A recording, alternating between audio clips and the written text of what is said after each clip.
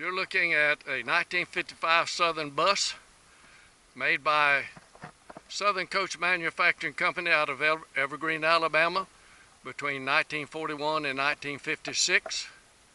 We have been searching for another one of these, as you would find on YouTube, rare bus conversion, bird dog. We've advertised for a reward if you could find one, but we've been looking for another one now for about 38 years. We've contacted the cities that use these buses, and they were all junked decades ago. A quick walk around, like I did on YouTube on rare bus conversion. These little windows are very identifiable to this particular bus. These vents open up going down the road so that you can have positive ventilation, or there's vents under here that go up. If it's raining, you can open other vents.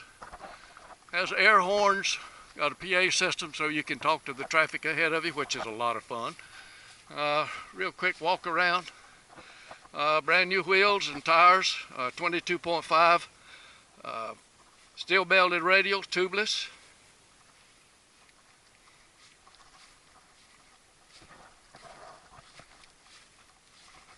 The gadget guru would like this. This is the valves for the water system for the 50+ gallon water tank that's inside the bus.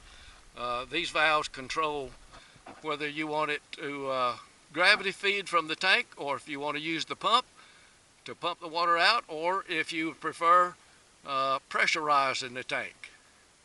It also has a small 20 to 35 psi air compressor on the roof that can be turned on and pump the pressure to the tank, push the water out. Hook the hose up right here. Everything is within 12 inches of where you're working when you hook the water up for filling the tank or checking. All the instructions are on the lid, very easily to read. And also when you're back here filling the tank, you can check at the front. There's a little pipe right here. When water comes out that little tube, you've got a full tank of water. So you don't even have to move. You can stay right here and check everything from one point. Very convenient. This is the battery compartment. 3 batteries, 2 switches, 7 ways of cranking, 7 different combinations of cranking the bus. If you have problems with a battery, you can isolate it and crank on another one, and so on. This is for the valves for emptying the holding tank. This is a big 50+ gallon holding tank. Valve here, discharge there. Inside that is fittings that you might need here and there, and access to the valve for opening the kitchen holding tank. The discharge tube is right there. Very accessible. This back here is a brand new 9,000 watt generator. I tapped in on just one side, one leg of the 120 for the 30 amp supply that I need to the distribution panel in the bus, and that left me one leg with no power on it, or no load on it, which means anyone else could plug in a 30 amp plug up here and I could run 2 motorhomes at one time. Also, if the battery's dead, it will crank manually, with or without battery. This is for holding your water hoses and your extension cords and such, and all your fittings, what you might need. It's got a MagnaFlow performance exhaust system, brand new stainless steel muffler and tailpipe. These little vents going down the road, air goes in there, it blows into the tank compartment to help cool the 100 gallon LP gas tank. Keeps that tank cool going down the road. Got a backup camera. I'll pull my boat with it also. This is one of the 2 20 gallon LP tanks, auxiliary. There's 2 of them. Storage in there also. There's the other tank, and your toolbox and whatever, paraphernalia. 2 tanks. This is the back of the hot water heater. Receptacle for your porch light, and the switch is just inside that door.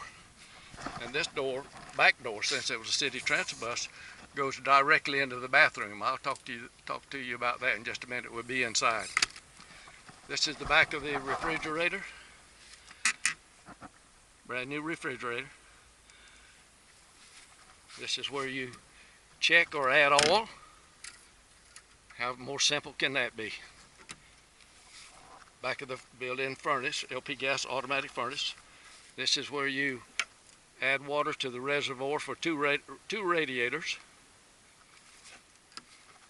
which runs very cool, about 140 degrees max. It's got parking lights or docking lights. When you back up, these lights come on, and it lights up the area where the front tire is traveling. Front door, back door, very convenient since it was a city transit bus. And again, it's 1 of 1, not 1 of 5, 1 of 1, the last one. We're still offering a reward for anyone that can find one, but we don't think it's going to happen. Because like I say, we've been looking for about 38 years to find one, because when we bought this bus, we bought out the transit company's parts department. And we've got stuff that I'm sure we'll never use, but we would love to have had another one of these decades ago, but was unable to find one.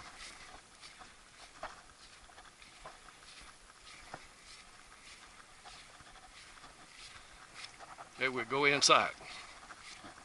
Oh, better yet, let me show you a little bit about the engine under here and how easy everything is to get to.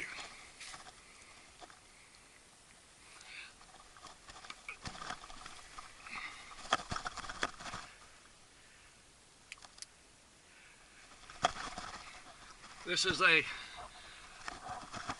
Fageol, and you need to do a little research on Fageol brothers, F-A-G-E-O-L. They were instrumental in engineering a lot of different pieces of equipment, outboard motors. Military used these tanks for any vehicle that had 2 engines, because it could be timed to run left or right rotation. It's a 6-cylinder, 477 cubic inch LP gas, and a Spicer 5-speed standard transmission. Everything is so easy to get to, it's unreal. A mechanic would love this thing. It has a drive shaft that goes up and turns the cooling fan, which is about as big as a washing machine inside, that blows the air through 2 radiators. It's got air tanks up right here, a slip fit fitting for airing up my own tanks or someone else's.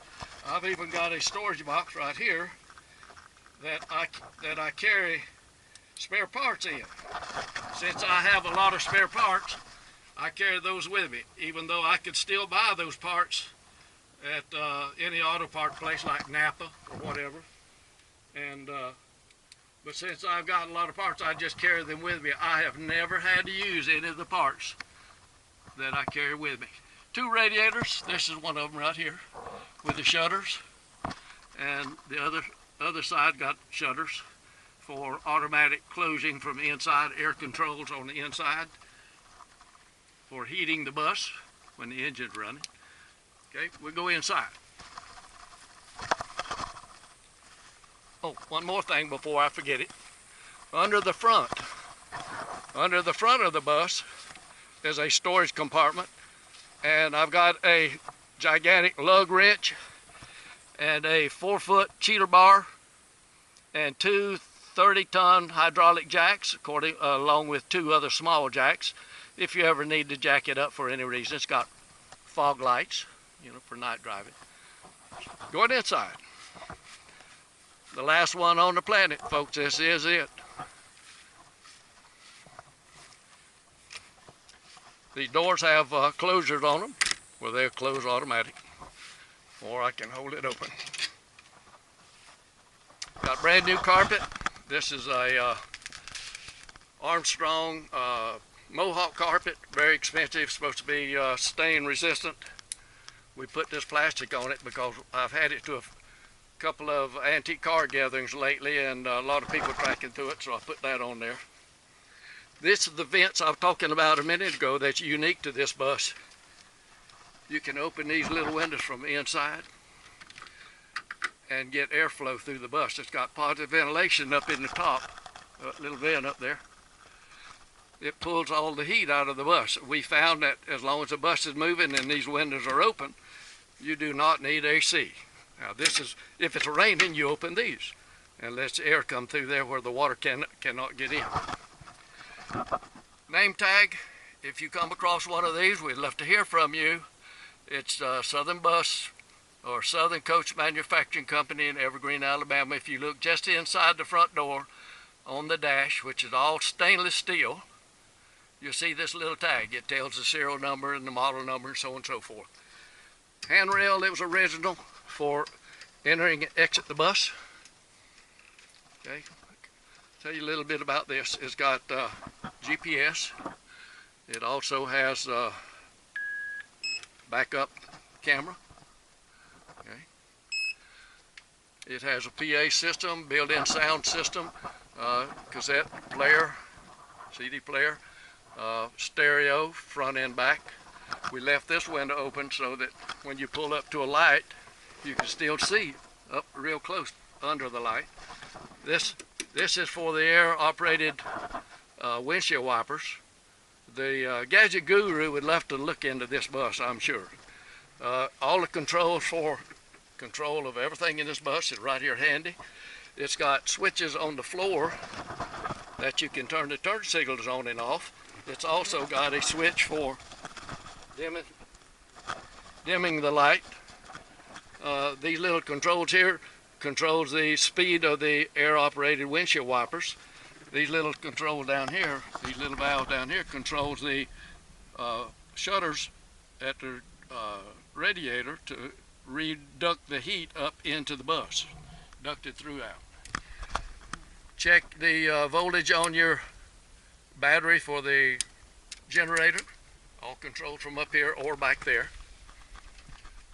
Pressure gauge up here for telling you how much pressure might be in the tank if you're using it pressurized. A vent valve for opening or closing. If you're filling the tank, you open that up and you can fill the tank completely full of water. And you leave it that way unless you're using it as a pressure tank. If you're using a pressure tank, you close that valve. If you're leaving it open, you can gravity feed. Since this tank is up head high, you can gravity feed the water out of it. Everything will work fine except the shower if you're gravity feeding. Okay, this is 1-inch padded velour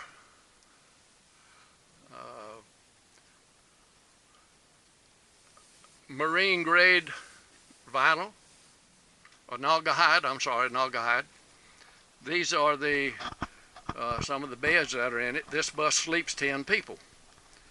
This bed here is larger than a queen, and the cushions become the mattress, and so on and so forth.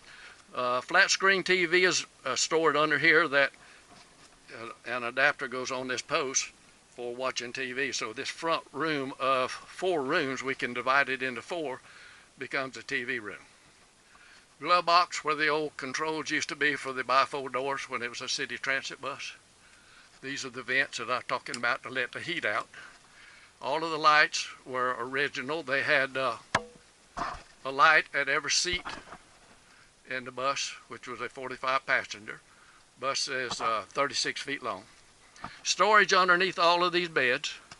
2 tables, 2 dinette areas where 10 people can sit and eat at the same time.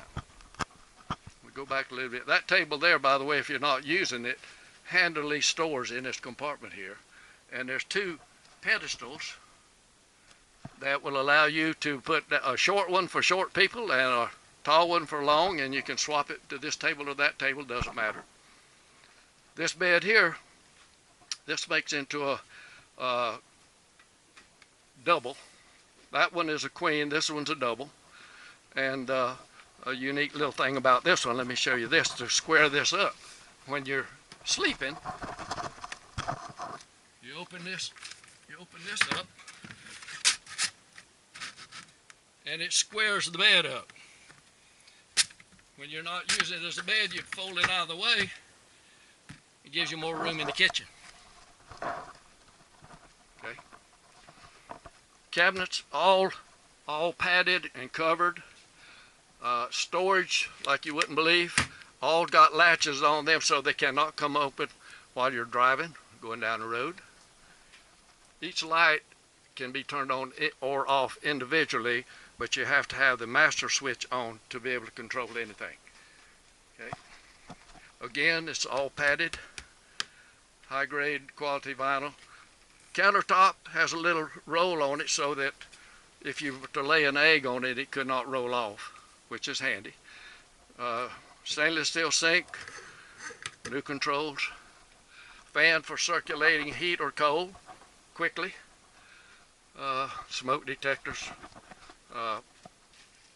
vented hood over the stove, fan and light, 4 burner gas stove with an oven, maybe used about half a dozen times. Storage under it. This is the built-in automatic furnace that if you're camped and you're not using the electric heat, you can use gas heat if you're remote and you're out away from whatever. It automatically turns on and off and maintains the temperature that you have on the thermostat setting, the switch. The engine compartment is very accessible through this area right here. I can pull this pipe and pull all of that stuff out, move the cushions in 1.5 minutes without any tools, and get to the top of the engine. Gadget Guru would like this part too. It's amazing how accessible all of the engine parts are, if you ever need it. These panels got screws every once in a while, so if for any reason you needed to get into here, you could take those screws out, take this whole panel off, and it makes it easy to get to the end of this tank where the water lines and such go into it. All of the panels are that way, got screws in so they can be taken off. This is a rare soundproof bathroom. We've owned several motorhomes and campers and have had very little privacy in the bathroom. So my wife and I, who is a professional seamstress and upholsterer, we got our heads together and we decided we could make one soundproof. So I'll tell you about that in just a minute. But back to these cushions. They're all reversible and they got zippers so that you can unzip it and wash it and put it back on there. This is a velour, very high grade quality upholstery material. It will last forever. The foam is all brand new. None of it's ever been slept on. We've redone inside of this bus in the last 2 years, and we've not used it. We've just got it back ready to put on the road or offer it to someone if they would like to have it. This is a little 2-bar closet, and again, this was used for helping to soundproof. I'm looking for light in my pocket. It helps to soundproof. See, there's a bar there and a bar there. The closet helps to soundproof that bathroom, and it also gives us access to the end of that tank right there. Okay. That's the control for the built-in furnace, which if you just set the temperature on it, all you have to do is set the temperature, that turns it on and it maintains that temperature. This is the back door, which is very, very convenient, because if you got a bunch of kids or you got people in the bus and you're out camping and you have to go to the restroom, you can go straight in from the outside, straight into the bathroom without running up and down the motorhome. Okay, this bar makes it very easy to get in and out. Each step has got a light, step light, which is controlled from the front of the bus. That little switch turns on that camping light outside in the tree, porch light. There I am, and it's hot out here today. Anyway, that's a dressing mirror. It's got 2 dressing mirrors. This is the bathroom I was telling you about. The toilet is a foot operated, which we like. You don't have to touch a toilet when you're using the toilet. You do it with your foot. Pedals down on the foot. That's where you turn the hot water heater, or I'm sorry, the water pump on. That turns the pump on for pumping water if you're using the pump to put the water out. Medicine cabinet, LED light, receptacles, 120-volt lights. 2 windows in the bathroom. This one will open up, this one doesn't. Got a curtain that comes down and closes everything. Power vent, switch right here that turns the power vent on in the bathroom. We got sound in here also if you're playing music. Now I'll go into this shower. Unlike a lot of other showers, this one is actually large enough 2 people could get in it, but we don't do that. Not too often anyway. I'll show you inside this. These are washcloth holders. I've taken some of them out. We had 10 in here because we can sleep 10 people. And in the other, you see up in the front there, we got 10 towel holders for 10 people. But we've not been using it that way. This shower has got a vent and a light. And the most unique control that I could find, you set the temperature, you pull this out, it turns the water on, you push it in, and it holds that temperature. All you have to do is pull it right back out again. Water saver. That saves more water than anything in the bus. Okay. Glass sliding door. Plenty of room in here. Cabinets, all covered with that vinyl. Plenty of storage for towels and whatever you might need for the bathroom can go in here. Okay. Moving back. Another dressing mirror. 2 bunks on the side. These are a little bit shorter for the shorter people in the crowd. Every bunk has got a reading light and a place to put your book. And windows. It has 40+ windows in it. All of them but 3 are made from automotive windshield glass, which is very strong, durable, lasts a long time. Main closet, breaker box, and such in here, distribution for the distribution. Back bedroom. Storage lockers underneath all of the beds. You can put your quilts, your sheets, your extra whatever under there. You fold up clothes. More storage room than what you need. These are fold down bunks. They come down. Smaller, normally children sleep up there. These cushions, these bifold cushions that my wife made, are the mattress for the top bunk. Now, if for some reason you were not using the top bunk, you weren't using that one, you can leave this cushion right here and make your bed higher, give you a double mattress if you want. Viewing from this bus, if you're about 6 people can sit back here, and you got all kinds of viewing from the back. You can see where you've been. And be away from the front.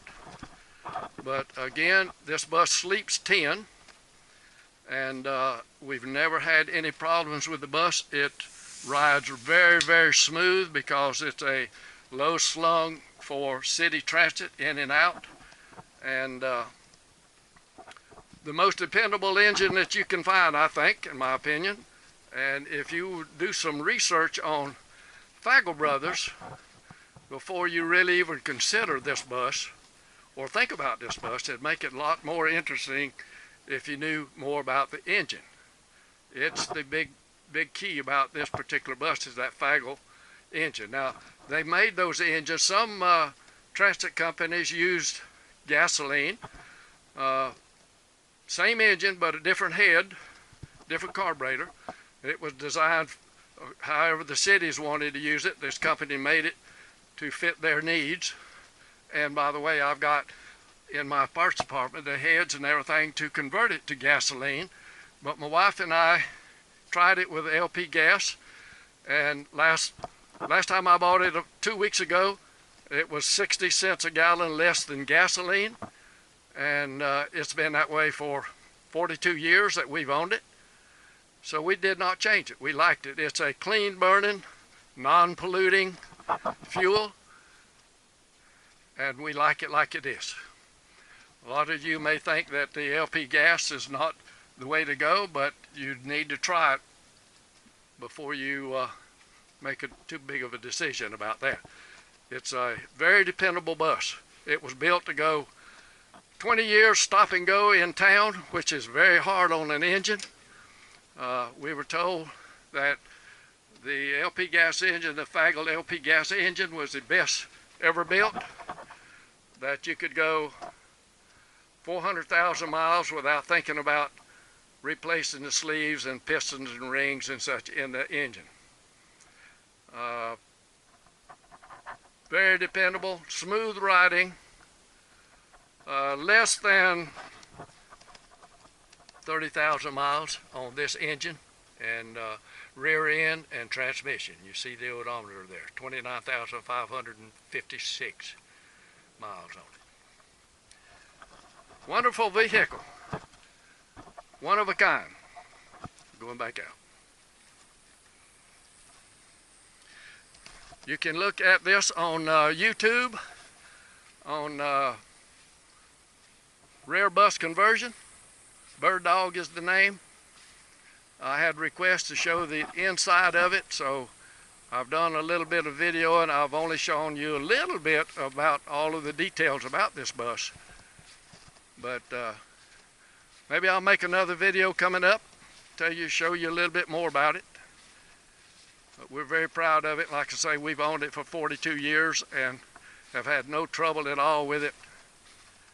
Never had to stop and buy anything or have anyone else to work on it. We've done it ourselves. And we think it's very unique. Who knows, somebody might like it as well as we do. It's all aluminum inside and out. One reason I think that these buses have not lived very long, once the companies used them for 20 years and turned it in to the salvage, that because of the aluminum and stainless steel, brass and copper that's in this bus, they did not survive. This one did, because I converted it to a motor home and put a road gear ratio in the differential and transmission so that I could get up a little more speed, and consequently it has been in its garage if it's not on the road, and it has held up real good. Again, this is one of one, and we believe it's the last one on the planet. If you ever find one, give us a call. I'll give you a reward for it. Hope you have a good day.